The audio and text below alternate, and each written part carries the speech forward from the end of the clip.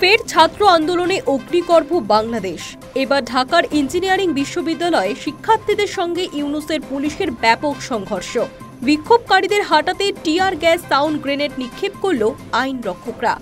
একাধিক দাবিতে পূর্ব ঘোষিত লং মার্চ টু ঢাকা কর্মসূচির অংশ হিসেবে শাহবাগ থেকে প্রধান উপদেষ্টার বাসভবন যমুনার দিকে যাওয়ার পথেই ইঞ্জিনিয়ারিং শিক্ষার্থীদের সঙ্গে পুলিশের খণ্ডযুদ্ধ বেঁধে যায়।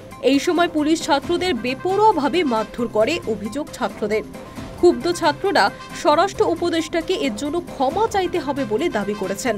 বুধবার দুপুর 1:45 নাগাদ ঢাকার হোটেলে ইন্টারকন্টিনেন্টালের সামনে পুলিশের ব্যারিকেড ভেঙে শিক্ষার্থীরা সামনে এগিয়ে যেতে চাইলে পুলিশ তাদের ছত্রভঙ্গ করে। একই সঙ্গে পুলিশ কয়েক রাউন্ড টিয়ার গ্যাস ও সাউন্ড গ্রেনেড নিক্ষেপ করে। রমনা বিভাগের ডিসি মাসুম আলম জানিয়েছেন, পরিস্থিতি মোকাবিলায় পুলিশ কাজ করছে। ব্যারিকেড ভেঙে শিক্ষার্থীরা প্রধান উপদেষ্টা মোহাম্মদ ইউনূসের বাসভবন যমুনার দিকে এগিয়ে যেতে চাইলে পুলিশ তাদের ছত্রভঙ্গ করে। সকালে 3 দফা দাবিতে রাজধানীর শাহবাগে জমায়েত হয়ে নিজেদের দাবি জানান আন্দোলনকারী ছাত্ররা। স্লোগান দিতে থাকে। এর জেরে রাস্তায় যানজট তৈরি হয়। এই সময় শিক্ষার্থীরা দুপুর 1টার মধ্যেই তাদের দাবি মেনে নির্দেশিকা জারির আলটিমেটাম দেন, না হলে সচিবালয় ঘেরাওয়ের হুমকি দেন তারা। তাদের স্লোগানের মধ্যে রয়েছে আপোষ না সংগ্রাম, সংগ্রাম সংগ্রাম, কোটা না মেধায়, মেধায় মেধায়, সবার মুখেই এক বয়ান।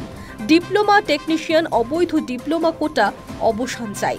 কোটার নামে অবিচার বন্ধ করো, কোটা প্রথা ভেঙে দাও, মেধাবীদের অধিকারও ফিরিয়ে দাও।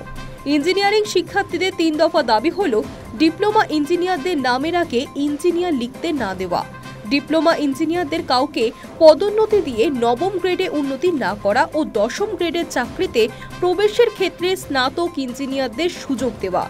এদিকে আন্দোলনরত ইঞ্জিনিয়ারিং বিশ্ববিদ্যালয়ের শিক্ষার্থীরা সংশ্লিষ্ট মন্ত্রণালয়ের মাধ্যমে তাদের দাবি দেওয়ার প্রস্তাব দিলে সচিব কমিটি সমস্যার সমাধান করবে বলে জানিয়েছে। এই বিষয়ে জনপ্রশাসন মন্ত্রণালয়ের সিনিয়র সচিব মোহাম্মদ মোখলেস উর রহমান আশ্বাস দিয়েছেন। High news network.